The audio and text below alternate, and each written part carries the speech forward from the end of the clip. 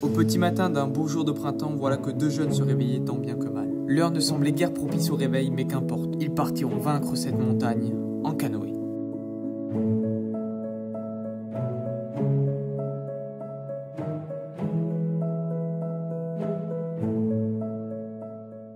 Bon, on se retrouve aujourd'hui pour une glissade complète.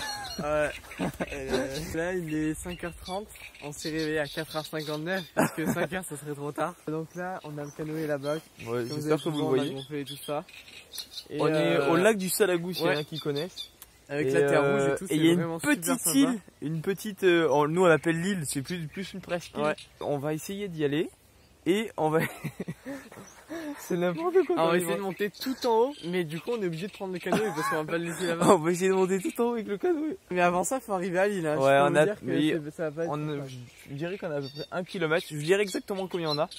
Mais un beau petit périple. Donc bon, bah, c'est parti. Ça y est, il était à présent temps de se mettre à l'eau. Et franchement, c'était génial. Avec ce soleil levant, on en prenait plein les yeux. Et plein les bras aussi.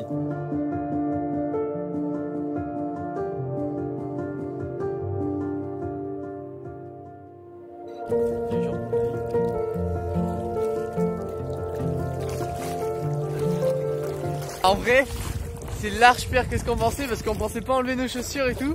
Et en fait on est obligé et genre là j'ai de l'eau partout sur la tête et tout. Et du coup ben voilà, on est en plein milieu et l'île elle est vers là-bas. Ça a l'air d'avancer vite en vrai. Navigue, ohé ohé. Et c'est parti.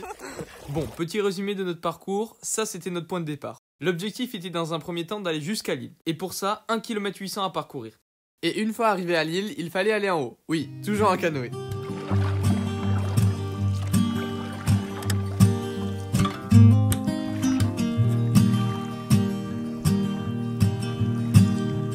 C'est ainsi, sous un soleil qui se levait à peine, que nous commencions à s'approcher sérieusement de l'île. Bon, certains moves étaient quand même ça qui m'a engagé. Mais on réussit à arriver à destination avec seulement les pieds mouillés. Pagaille, pagaille.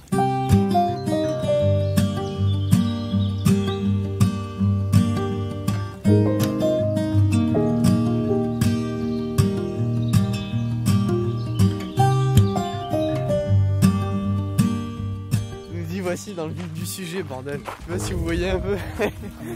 C'est super long.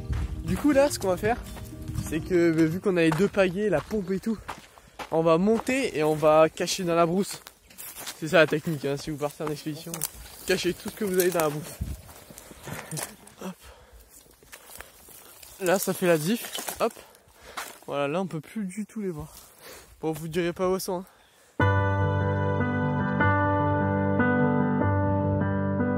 Maintenant qu'on était arrivé sur place, on a pu commencer notre ascension en compagnie de ce truc orange. Plutôt encombrant quand même. Premier étage fortement passé. Donc de bonne augure pour la suite. C'est faisable. Les pêcheurs ont PLS devant tant de violence.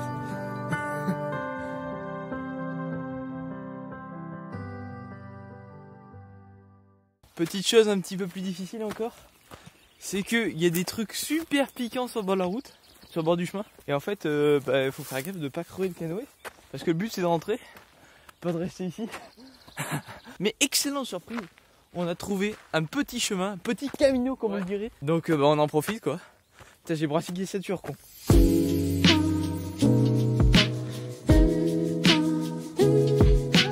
Effectivement, la montée n'était pas de tout repos. Heureusement qu'il n'y avait pas trop de plantes. Grâce à ça, nous étions plus libres de nos mouvements. Surtout, plus libres pour manœuvrer.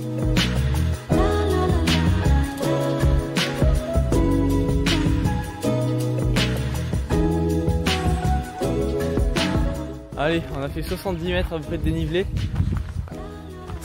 C'est dur.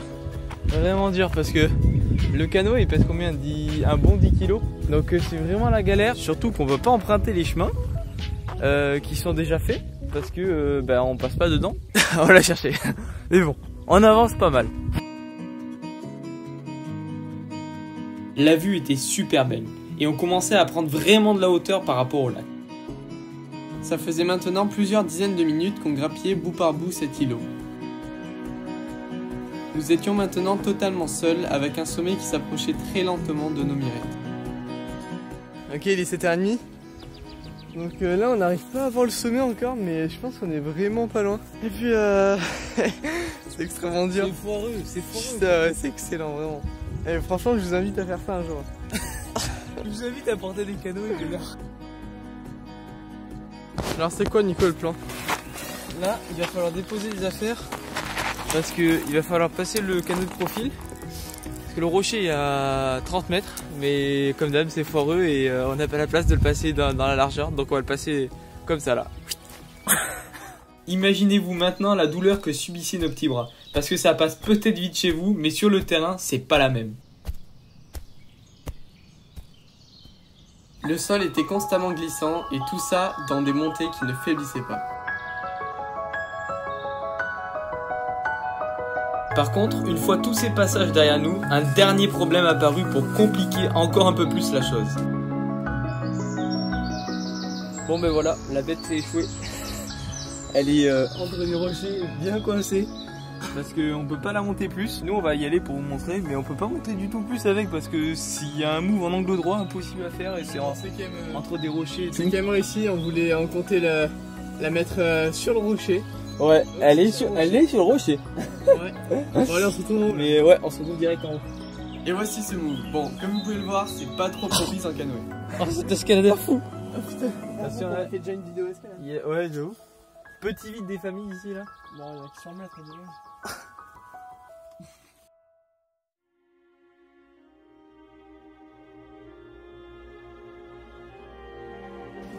Ah, le lac du Salagou, lac à la terre rouge surprenante et magnifique. Du haut de ses 7 km de long et d'une superficie de 45 hectares, contrairement à ce que l'on pense, il ne fut pas toujours là. Et oui, avant c'était une plaine dédiée à l'agriculture et au pastoralisme. Ce n'est qu'en 1969 qu'il vit le jour. Et fait étonnant, alors qu'on pensait qu'il faudrait des années à remplir cette cuvette, il a fallu d'un orage plutôt de type violent pour que celui-ci se remplisse à moitié en quelques jours. Et autre petit fait étonnant, ça c'est une cheminée basaltique. Oui oui.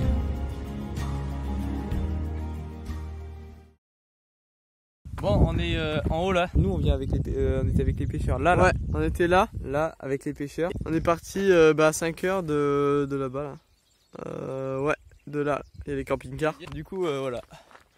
C'était tout en haut, au summum de la colline. Mais malheureusement, Ça va, il est 2 mètres en tout. il est échoué sur le côté con. D'en haut, nous avions une vue assez splendide sur le lac, permettant de profiter un maximum du soleil levant. Trêve de plaisanterie, il était maintenant temps de descendre. Une épreuve franchement quasi aussi difficile que la montée à cause des nombreuses parties glissantes qui jouxtaient le parcours. D'ailleurs, tant qu'on est dans le mal là, un petit peu là dans la descente, toi tu penses qu'il faudrait faire quoi toi? Franchement, un petit pouce bleu, ça fait... Et s'abonner, ça Bien fait sûr. pas mal, hein. Pouce bleu et s'abonner, mais c'est pas, ça fait pas de mal, c'est complètement obligatoire.